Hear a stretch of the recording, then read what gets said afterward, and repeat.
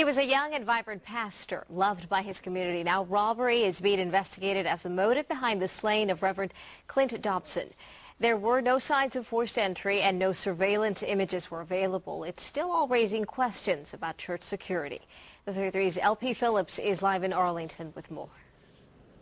Amanda, this is the place that people are supposed to go when they're troubled and they need some help. But after what happened here, many are starting to say that, on the other hand, this is the place that you should go when there are simply things that should happen that are not enough. Last September at the Casa de Mi Gloria Church, still got my scars. A gunman takes out his anger. The bullet came out through here. Pastor Eddie Contreras had just begun his sermon in this room. So I was preaching like this, like I'm standing right here.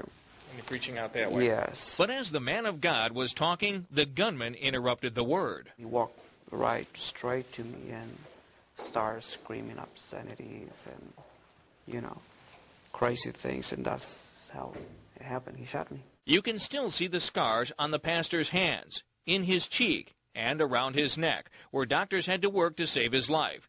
The shooting shocked the Church of 1700 to the core, shattering the peace and getting Contreras thinking security isn't such a bad idea. Now we see things different as we used to. Because like other congregations, members of this church didn't think it would ever happen here.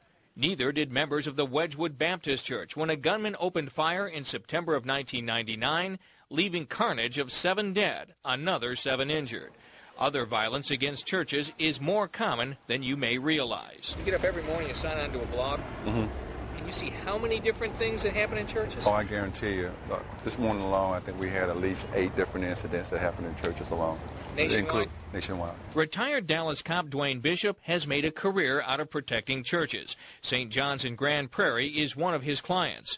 Robberies like the one that happened in Arlington, he says, happen in 20% of all crimes against a church. He recommends all churches make sure they have security cops on the property. And they're well trained, and they carry guns all the time. Not all churches are going that far. Casa de Mi Gloria will use cameras, not cops, for now.